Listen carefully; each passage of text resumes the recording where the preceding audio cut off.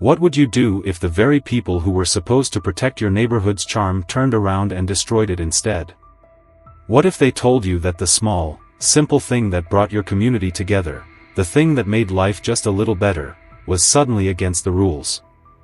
That was exactly what happened to Ethan. For years, Ethan had worked tirelessly on his small suburban farm, a labor of love that transformed his backyard into a lush, thriving landscape of fresh vegetables, crisp fruits, and fragrant herbs. He wasn't running some big commercial operation, he was just a farmer, passionate about what he did, growing food the way it was meant to be grown. At the edge of his driveway, right where the sidewalk met the street, he had set up a small wooden farm stand. A humble setup, nothing fancy, just a few crates, a handwritten sign, and baskets filled with the day's harvest. Tomatoes so ripe they looked like they might burst, cucumbers still cool from the morning dew, strawberries that tasted like pure summer. His neighbors loved it. It was more than just a farm stand, it was part of the neighborhood's heartbeat. Parents stopped by with their kids, letting them pick out their own vegetables to encourage healthy eating. Retired couples came by on their morning walks, sharing stories of their own childhood gardens. Friends lingered, swapping recipes and catching up on life. There was something wholesome, something real about it. The farm stand wasn't just about food, it was about community. But then the letter arrived. A stiff white envelope, tucked neatly into his mailbox. The HOA logo stamped in bold, black ink at the top. Notice of violation. The words alone made his stomach sink. His hands shook as he unfolded the letter, scanning the dense, bureaucratic language that outlined his supposed infraction. His farm stand, his small, personal way of sharing fresh produce with the people around him, was in violation of the HOA's strict rules against commercial activity. His heart pounded as he read the final line. Failure to comply will result in escalating fines and potential legal action. Ethan blinked, his mind racing. This had to be a mistake. A misunderstanding. He had been here for years, his farm stand had been here for years. No one had ever complained. No one had ever suggested it was a problem. In fact, it was the exact opposite. His neighbors depended on it. The elderly couple who struggled to make the long drive to the nearest grocery store. The single mom who relied on his affordable produce to feed her kids something fresh. The young families who wanted their children to know what real food tasted like. He couldn't just shut it down. Not like this. Not over some arbitrary rule written by people who didn't understand what the farm stand meant to the community. Determined to fix the situation, Ethan decided to speak directly with the HOA. Maybe if he explained, if he showed them how much the farm stand contributed to the neighborhood, they would see reason. They would understand. But what he didn't know, what he couldn't possibly anticipate, was that this fight wouldn't just be about a farm stand. It would be about something much bigger. A battle between the spirit of the community and the unchecked power of an HOA hell-bent on control. And at the center of it all was Karen. The woman who would stop at nothing to bring him down. Ethan wasn't the kind of person to back down easily, but as he sat at his kitchen table, the HOA notice crumpled in his fist, frustration settled deep in his chest. He had spent years building something that mattered, not just for himself, but for his entire neighborhood. Now, with a single sheet of paper, Karen and her HOA minions were threatening to tear it all down. Still, he wasn't ready to make enemies. He believed in reason, in conversation. If the HOA had concerns, surely, he could explain the importance of what he was doing. Maybe they didn't understand that his farm stand wasn't some corporate business, it was a lifeline for many of his neighbors. With that in mind, Ethan sent a carefully worded email to the HOA board, offering to meet and discuss a compromise. Days passed. No response. Then came the second letter. This time, it wasn't just a warning. It was an official order to cease all unauthorized commercial activity immediately. The language was colder, sharper, a bureaucratic hammer meant to crush any resistance. But what struck Ethan most was the line near the bottom: failure to comply will result in financial penalties, beginning at $200 per day. His stomach turned. It was one thing to have rules, he didn't like them, but he could try to work within them. But fining him? Punishing him for simply sharing fresh food? That wasn't about maintaining order. That was about control. The neighborhood soon caught wind of what was happening, and the outrage spread like wildfire. Longtime customers, neighbors who had depended on Ethan's produce, started voicing their frustrations. People knocked on his door, offering support, asking what they could do. Some even suggested they collectively petition the HOA to overturn the rule. It became clear that Ethan wasn't the only one fed up with Karen's relentless policing, he had simply become the latest target. Then, one of his neighbors, an older woman named Linda, showed up with something that made Ethan's blood boil. "You're not going to believe this," she said, thrusting her phone into his hands. Ethan scrolled through the screen, reading an HOA forum post discussing other cases of arbitrary enforcement. His jaw clenched as he reached a particularly damning revelation. Karen, the woman leading the charge against his farm stand, was running an online business out of her own garage. Ethan had followed every rule, tried to work within the system, but here she was profiting off commercial activity herself. Right under the HOA's nose, she sold high-end scented candles, marketing them as luxury, handmade aromatherapy essentials. She had a fully stocked website, took custom orders, and even offered local pickups, something that violated the same bylaw she was using against Ethan. The hypocrisy was staggering. Word spread quickly, and soon, neighbors weren't just upset, they were livid. Karen had painted herself as the enforcer of community values, a champion of order and fairness, but now? Now, she was exposed as nothing more than a power-hungry fraud. Determined to make a statement, Ethan decided that if the HOA wanted to take away his farm stand, he'd show them exactly what that meant.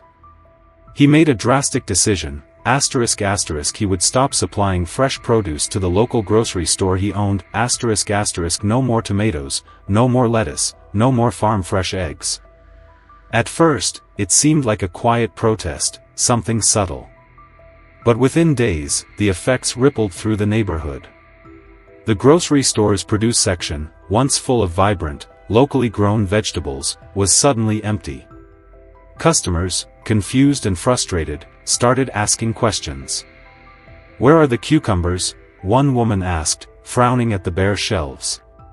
"What happened to the fresh strawberries?" another customer muttered. Ethan gave them the honest answer: "The HOA decided my farm stand was a problem, so I had to shut it down. I can't sell produce from home anymore. And if I can't sell from my farm, I'm not selling anywhere." The realization hit them like a freight train. Karen and the HOA had taken away something the entire neighborhood relied on. Within a week, a noticeable shift occurred. People weren't just upset, they were actively turning against the HOA. Conversations at morning coffee meetups, weekend gatherings, and even neighborhood jogging routes started circling back to one thing: who gave Karen so much power? And why were they letting her destroy their way of life? Then, just as Ethan thought things couldn't escalate any further, Karen did something even worse. She called the authorities on him. One afternoon, a city zoning inspector arrived unannounced, clipboard in hand, standing at the edge of Ethan's property like a grim reaper of regulations. "I received an anonymous complaint," the inspector said, not bothering to look Ethan in the eye. "Allegations that you've been engaging in unregulated agricultural sales." Ethan's heart pounded. He knew exactly who had made that call. Karen wasn't just using HOA rules to destroy him, she was using the law. As the inspector walked through his property, jotting down notes and muttering about possible zoning violations, Ethan clenched his fists. He had tried to comply. He had tried to reason. He had even stepped back, but Karen? Karen wanted to erase him completely. And that's when he knew. This wasn't just about a farm stand anymore. This was war. Ethan knew Karen would retaliate, but he hadn't expected her to go this far. The unannounced visit from the zoning inspector wasn't just an inconvenience, it was a warning shot, a reminder that Karen wasn't just playing dirty, she was willing to weaponize the system itself to crush him. And yet, her plan backfired spectacularly. Word spread quickly about the visit, and instead of intimidating Ethan, it infuriated the entire neighborhood. People who had previously stayed neutral were now choosing sides. They weren't just mad about the farm stand anymore, they were realizing that Karen and the HOA were going after one of their own, using legal loopholes to destroy a man who had done nothing but bring people together. Karen must have sensed the shift in the air because, within days, she pivoted to a new strategy. She wasn't going to crush Ethan directly anymore. Now, she was going to fix the problem herself. With an arrogant smile plastered across her face, Karen proudly announced the Healthy Living Fair, an official HOA-sponsored event designed to promote better food alternatives. The messaging was clear: forget about Ethan's farm stand. You don't need his produce. We're giving you something even better, ***. She framed it as a community-driven initiative to bring fresh, nutritious options to the neighborhood. Flyers went up overnight, boasting high-quality organic produce, health-conscious vendors, and free giveaways. It was all a lie. Ethan didn't trust her, and neither did his neighbors. But they all wanted to see what she was up to. The day of the event, a crowd gathered at the HOA-designated venue, the community center parking lot. A row of white tents lined the pavement, each one neatly decorated with corporate logos. It didn't take long for people to realize they'd been duped. Instead of fresh, local produce, Karen had partnered with a big-name corporate grocery chain that had set up booths filled with prepackaged, mass-produced food. Piles of plastic-wrapped vegetables sat on folding tables, their stale, lifeless appearance a stark contrast to the vibrant, farm-fresh produce Ethan once provided. Instead of crisp, just-picked cucumbers, there were soft, waxy, shrink-wrapped ones. Instead of juicy, fragrant tomatoes, there were watery, pale imitations. But the final insult?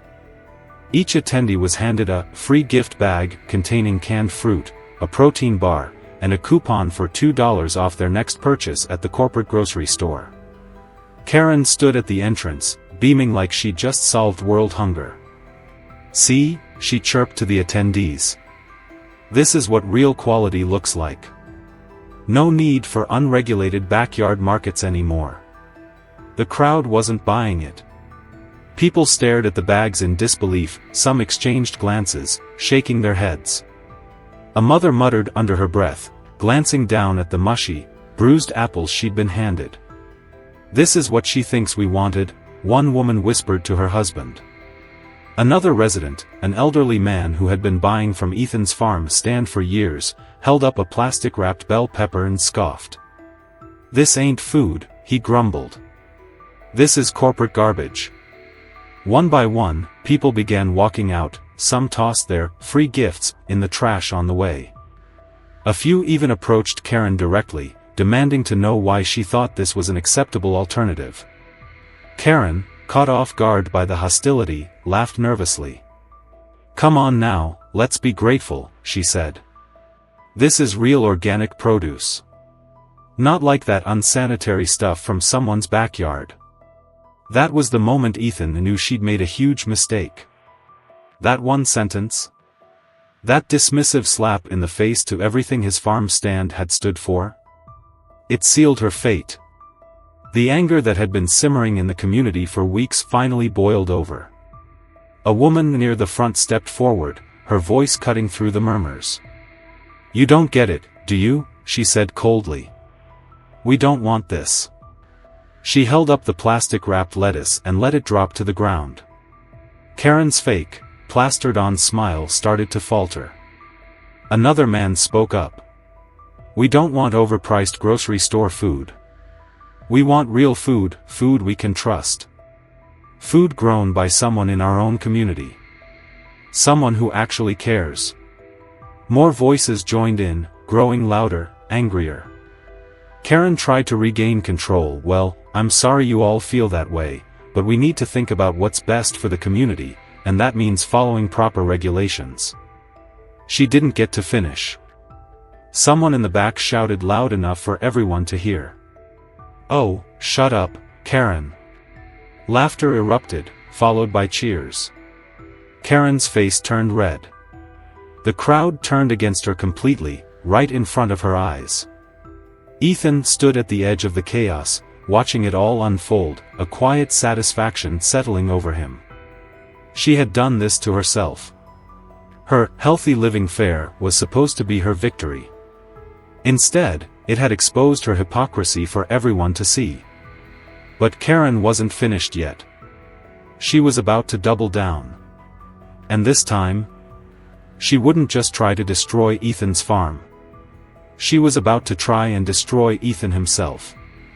Karen's so-called healthy living fair had crumbled before her eyes, leaving behind nothing but a pile of discarded plastic-wrapped produce and a neighborhood full of furious residents. She had expected applause, validation, maybe even a few people thanking her for saving them from Ethan's farm stand. Instead, she had been publicly humiliated. But if Karen was anything, it was vindictive. In her mind, this wasn't over. She refused to let Ethan win, no matter what it took. That's when she decided to go nuclear. The very next morning, a flood of anonymous complaints started appearing on the HOA's online forum.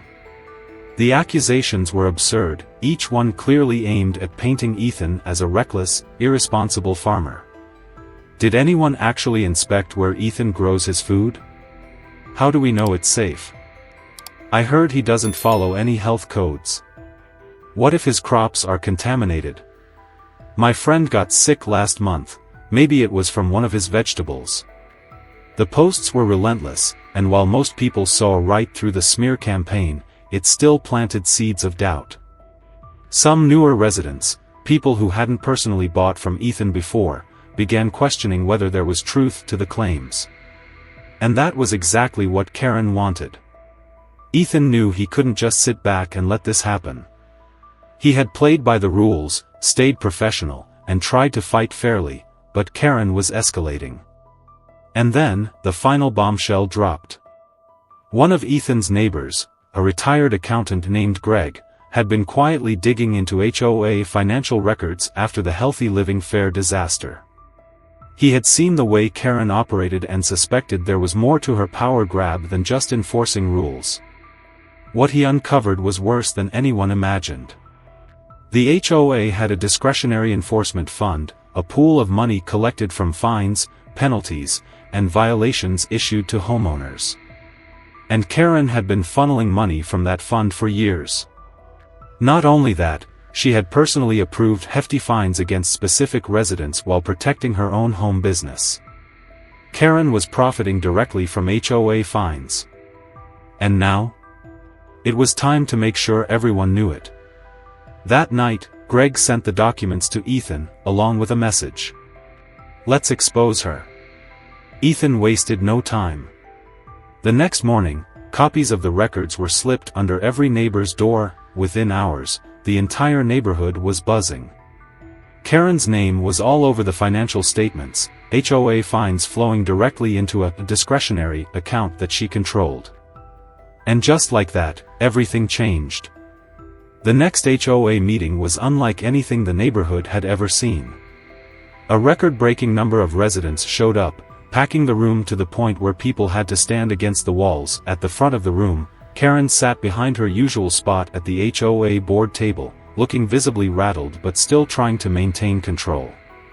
Ethan didn't say a word at first. He didn't need to. The neighbors did the talking for him.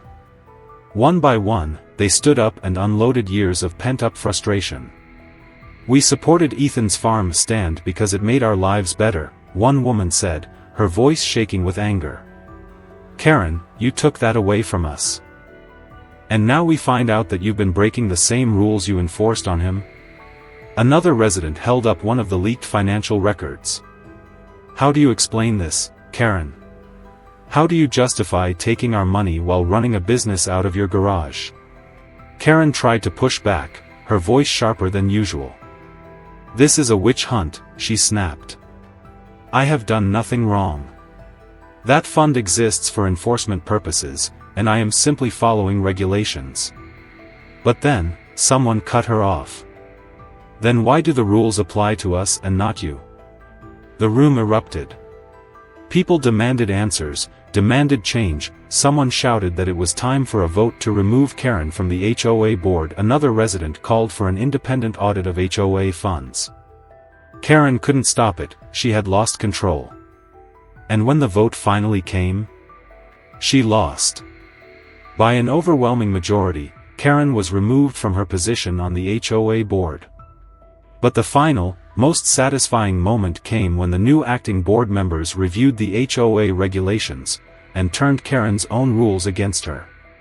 Her home business violated the very same bylaws she had weaponized against Ethan. And now? She was getting fined. The irony was delicious. As the meeting adjourned, Karen stormed out, her face red with humiliation. She didn't even look at Ethan, she just left, And just like that, the reign of Karen, queen of the HOA, was over. With Karen finally dethroned and the HOA shaken to its core, the neighborhood felt like it could breathe again. The iron grip she had once held over the community had crumbled under the weight of her own hypocrisy. But this battle had done more than just remove one power-hungry board member, it had ignited a movement. The very same HOA that once threatened Ethan's livelihood was now forced to rethink its outdated, rigid policies. The newly elected board, made up of reasonable members who had witnessed the chaos firsthand, introduced amendments to the bylaws. Small-scale, home-based farming was now officially permitted under clear, fair guidelines. No longer would unnecessary bureaucracy stand in the way of something as simple, and essential, as fresh, locally grown food. Ethan's farm stand reopened the following weekend, and this time, it wasn't just a stand, it was a symbol of victory. Neighbors gathered, not just to buy produce, but to celebrate what they had achieved together. Families who had once been silent found their voices. The retired couple who had struggled to get fresh food smiled as they picked up their groceries without worry.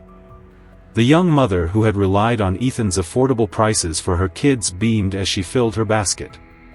People didn't just see the farm stand as a convenience anymore, they saw it as a testament to what happens when a community stands together against unfair rules. Beyond just food, the neighborhood changed in deeper ways. Inspired by Ethan's fight, people started their own backyard gardens, growing herbs, tomatoes, and small vegetable patches. The once strictly controlled, uniform-looking yards now had life, color, and purpose. What started as one man's battle had sparked a shift in mindset. People had learned that they didn't have to accept every rule without question. And as for Karen? Her influence evaporated. Embarrassed and defeated, she quietly put her house up for sale and left the neighborhood. No grand farewell, no parting words, just the quiet realization that she had lost. The same rules she used to control others had turned against her, and in the end, the only thing she could do was walk away. Ethan had won, but more importantly, the community had won. They had proven that power only exists when people allow it to go unchallenged. So now, the question is, have you ever felt powerless against HOA, or Karen, rules? Share your experiences below, let's see who had it worse.